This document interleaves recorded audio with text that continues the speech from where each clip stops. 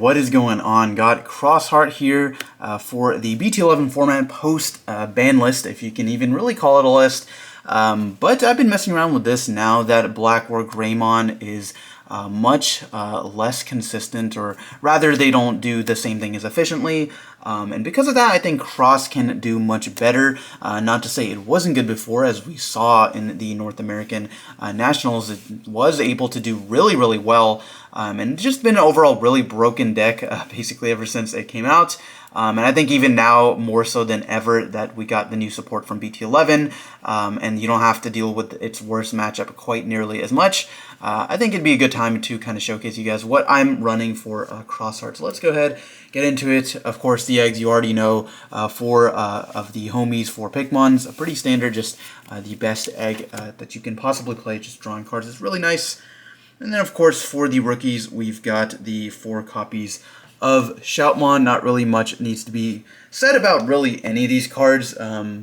Basically, you run like 4 of all the Crossheart Digimon, all the rookies. So we got the Shoutmons, we got the Starmons. The only one I kind of cut down a little bit was going to be 3 copies of Sparrowmons. The reason for this being I just wanted to make room for a couple of the newer rookies. Shoutmon, of course, is the best one. You need him for basically every Megazord you make. Being able to search cards is really good as well. Starmon is inherited. It's probably one of the best ones, being able to draw cards. And then Sparrowmon is kind of just whatever. A 5K rookie is nice. This is only really relevant when you're making a Cross 7 or a Cross 5, but at 3 I think you see it enough anyways when you're making those guys. The reboot is also good, so this is really strong with Mervamon as well, but I just need to cut something to make room for a couple of the new guys, being 1 copy of Ignite-mon as well as 1 copy of Cutemon. So these guys are really good. Both of them are Crosshearts, of course, so for example, they can both still go over Pikmons. Obviously, Cutemon's yellow, so it could anyways, but Ignite-mon still can Digivolve 0 from a Crossheart Digimon. Both of them offer different utility. Cutemon I really like because it's a way to kind of come back if your tamers have been deleted against Dark Knightmon, against Black or Greymon. If you have some of your materials popped out of your tamer, you can play a Cutemon and then get back 1 to 2 materials from your trash depending on what you need. So I actually really like this as a recovery play. Ignite-mon is really good with Mervamon, but I think more than 1 or 2 of this is probably not necessary. It's one attacking effect is pretty decent. It lets you like kill your higher level Shoutmons if you need the materials back and if they didn't die off of security in order to get rid of something on your opponent's side of the field. So it also has some utility to like in the card, but that's gonna do it for the rookies. Pretty standard, self-explanatory there. And then for the champions, not really much to say. We got the 4 copies of Ballistamon, your blocker. Pretty normal there. Being able to block is nice. Playing off Xros is really what you want to do. Giving piercing to Shoutmons. Darulumon, probably the best one, being able to minus 3k on something until the end of your opponent's turn. That can matter sometimes. Putting things in range of like a Cross 7 to be able to block it, or a Cross 5 to be able to block it is nice. And then obviously the combo with Akari is really nice as well. So that's going to do it for the 4s. And then for your higher level pieces, we're going to be playing, of course, the 2 copies of Omni Shoutmon as well as the 2 copies of Zeke Greymon. Also, this is proxy. I literally could not find my other Zeke Greymon. I apologize for that, guys. But anyways, I'm playing 2-2. I think that's enough. Omni Shoutmon's the better one, I think, because you can actually still do something with him in hand. You can Digivolve him from a Shoutmon for 4, so sometimes that comes up to be able to clear level 4, like 4,000 DP or lower. But if you've got Shoutmon underneath him, you can actually delete 2 things with 4,000 or lower instead. So it actually comes up quite a bit, being able to clear any floodgates or something. Stuff like Psychmon or Gazi to prevent memory gains if you're running like the Gravity Crush Blinding Ray build. That's really nice. And then, of course, giving Shoutmons plus Psych Attack. Zeke Greymon basically just here for the blocker inherited onto a Cross 7. This one's probably the least necessary, but you still need to play these cards. It's also, they're just good fodder for the Trio Tamer. Being able to pitch off of that is really nice. But I don't think, I'm trying to limit as many bricked hands as possible, so I'm kind of trying to limit the number of high-level pieces you play. to as little as possible, just because you cycle so much in this deck. So that's it for the pieces. Now for the actual boss monsters, all the Shoutmon crosses. Of course, 2 copies of Shoutmon Cross 7. I think 2 is enough. 3 is fine as well. I would never play 4. You're only ever resolving 1 to 2 of this a game.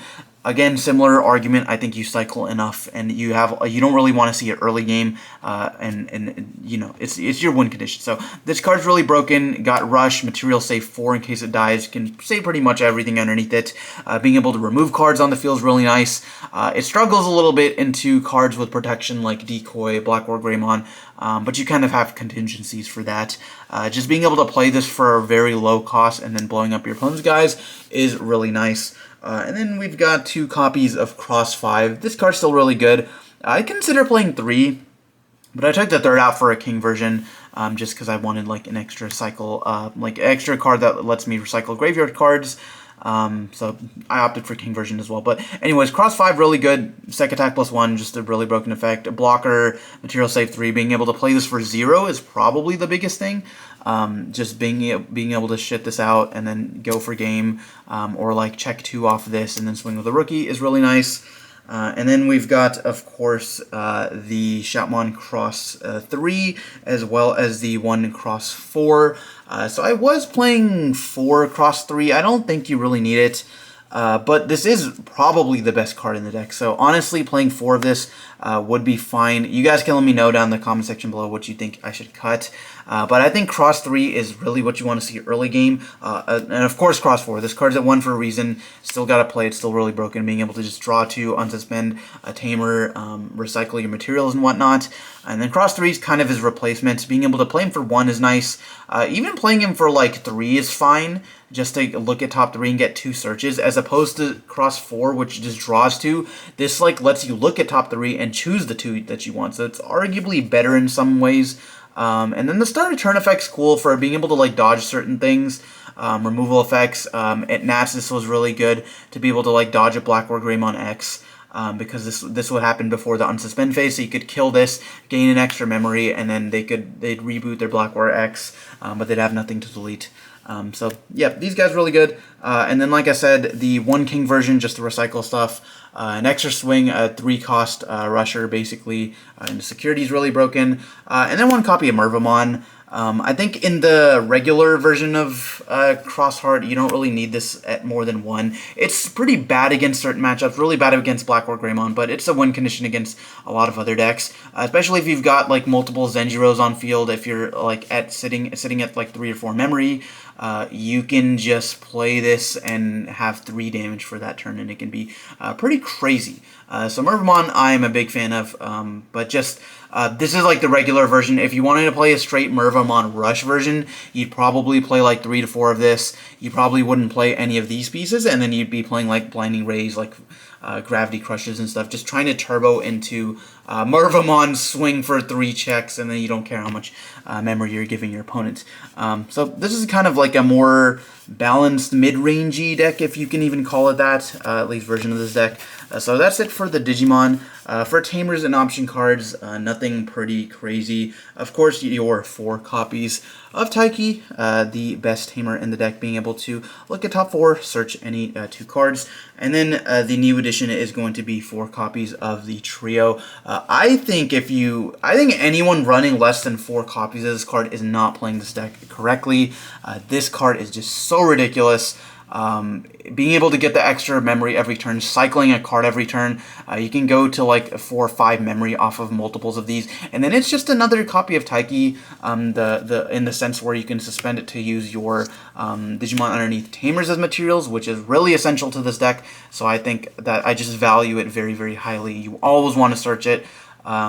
See, like early game, your ideal turn 1 play is like Rookie Evolve in the back plus 1 of these 2 Tamers. I think is really, really strong. So that's going to do it for those guys. Other Tamers, 3 copies of Akari, 2 copies of Zenjiro.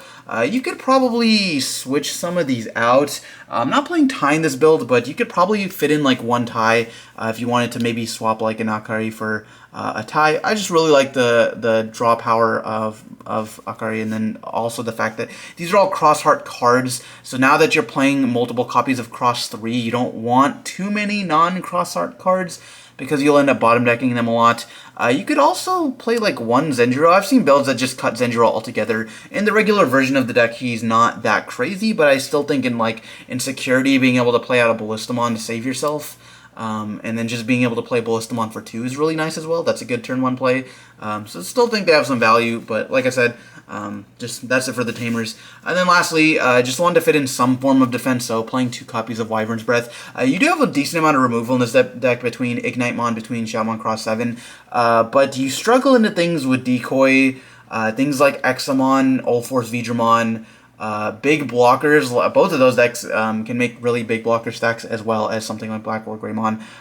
If they don't have like the Metal X or Yuya, you can use this to be able to out their stack. War Greymon X, same thing.